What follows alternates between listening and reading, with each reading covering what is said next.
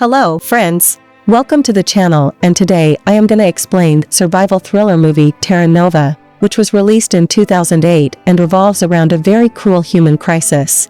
Around 420 prisoners are dumped on an island to die. There is no food or water available, so the prisoners resort to killing each other to survive.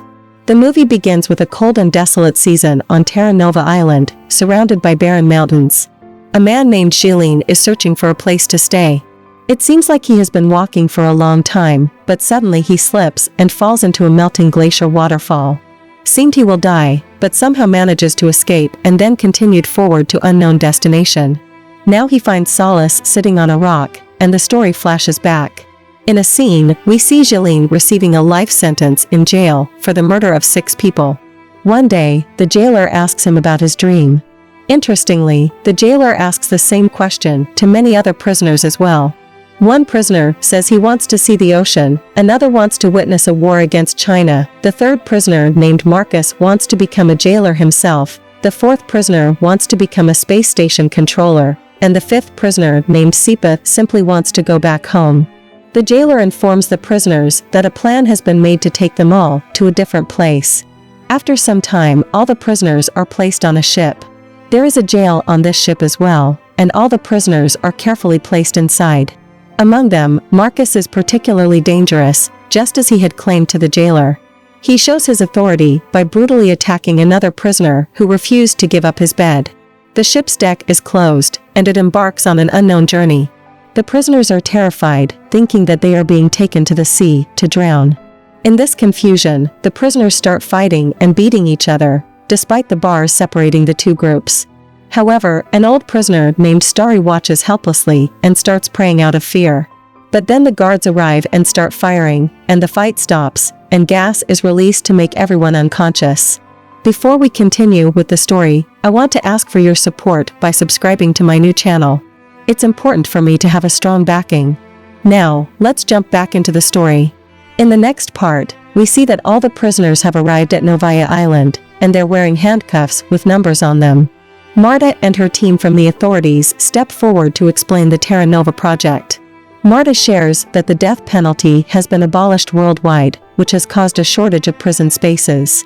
To address this, the Russian government and other countries initiated the Terra project and chose this island as a place to house all the prisoners. From now on, the prisoners will live on this island, and their activities will be monitored by satellites. The island provides everything they need to survive, and 3 months' worth of food is provided as well. Additionally, they have instruments to contact the authorities. They can take a boat to buoy and can press the red button. The buoy has a device that can determine the direction in the sea and can be used to contact someone. However, Marcus, feeling frustrated, throws a stone at Marta because he believes all of this is nonsense. In response, the guards intervene and regain control of the situation. Marta mentions that if anyone doesn't want to stay on the island, they should let her know immediately because then they'll have to go back to jail. However, none of the prisoners express a desire to return to jail. Now, just before the guards depart, they throw a bunch of keys to the shore. These keys are meant to unlock the prisoners' handcuffs. All the prisoners rush towards the keys, and a chaotic fight breaks out once again. They behave like wild savages, and the fighting goes on for a while. However, Ollie's group manages to regain control of the situation. Later on, Ollie goes to the boxes left for the prisoners and finds a jacket and shoes for himself. He decides to escape from this place along with Starry by taking a boat. But the other prisoners don't like this idea, so the fighting and beating start once more. Unfortunately, many prisoners die in this fight. Amidst the chaos, a prisoner named Morik kills Ollie, and Marcus kills Starry. Few prisoners try to take advantage of the chaotic situation and escape by boat, but they drown in the rough waves, just a short distance away. They couldn't make it. Meanwhile, the remaining prisoners begin distributing the supplies. However, Jilin, in the meantime, prepares his own plan. He puts on a jacket to protect himself from the cold and starts searching for a way to escape. It's the same scene we saw at the beginning of the movie. Jilin stops at a spot, missing his family through a photo, and starts crying in solitude. After a while, he falls asleep right there. But he wakes up when he hears the sound of mice and realizes that they have ruined all the food in his bag and the bag is torn too. Suddenly, it starts raining, so he seeks shelter under a rock. Jilin starts a fire to keep him warm and heats water for drinking. Once the rain stops, he catches a seabird and cooks it. However, at that moment, Sipa appears from behind, and he is in bad shape. Sipa tries to steal Jilin's knife, but Jilin notices and takes it back. Sipa had been following Jilin all the way here. Sipa is hungry, so he offers salt in exchange of food and suggests that he can help Jilin. Jilin agrees to the offer, and they both share the meal. Sipa is standing on a cliff, thinking about ending his life by jumping, but he can't bring himself to do it. He asks Jilin why he doesn't want to die, and Jilin explains that he's alive because of his family. They've all passed away, and Jilin wants to be buried next to them instead of being stuck in this lonely place. Eventually, they both fall asleep. The next morning, they continue their journey together, hoping to find a way to escape the island. Jilin and Sipa try to catch fish by the riverbank, but Sipa accidentally gets bitten by a water creature. Sipa screams in pain and runs away. At that moment, Jilin notices a piece of a plane wreckage, which surprises him. It gives him a glimmer of hope to escape this island. Jilin starts searching for the remaining parts of the plane and remembers that he used to be a skilled pilot before being sent to prison. However, they realize that they don't have enough people to collect all the plane parts. So, they decide to go back to the base camp and seek help from other prisoners. It's a difficult journey, but they manage to find the way. When they reach the base, they see that everything has changed. Marcus and his gang have taken over the entire camp, with Marcus considering himself the boss. As soon as Marcus gives the order, everyone must run into the jail, and the last prisoner to enter is killed and consumed by the others. There is no supplies left on the island, therefore Marcus introduced a brutal rule to kill and eat the loser. Jilin and Sipa, near the base camp, think about getting some coal to start a fire because they're both freezing. However, they are too tired, so they accidentally fall down. Sipa hears some noises and realizes that the gang is approaching to kill a prisoner and burn their body. Sipa initially hides, but then he starts waking up Jilin, and they both end up getting caught. Both of them are taken to the base camp, where Marcus was planning their punishment, and they are sentenced to be killed and eaten. Then Jilin goes to Marcus and tells him that he found a plane. If he allows them to go to the buoy with a boat, they can contact the authorities and request food for the camp. In return, Jilin promises to reveal the location of the plane, which can help them escape the island. Marcus agrees, but sends 2 more prisoners with them to ensure Jilin doesn't deceive them and escape alone. Marcus interrogates Jilin about his background and discovers that Jilin was a pilot whose family died in a plane crash.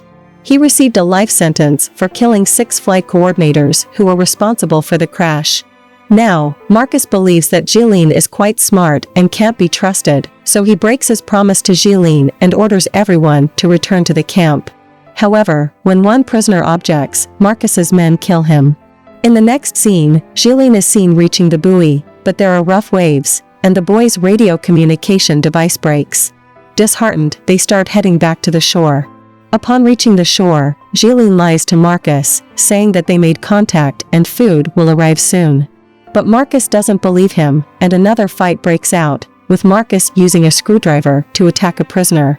Taking advantage of the situation, Jilin grabs the screwdriver and attacks Marcus, choking him. Now, Jilin becomes the leader, and they all decide not to kill each other anymore and wait for food for a few days. Sipa writes an SOS on the sand because he realizes that they are not being monitored by any satellite. Jilin brings some prisoners close to the plane. When the prisoners see the plane, they feel happy.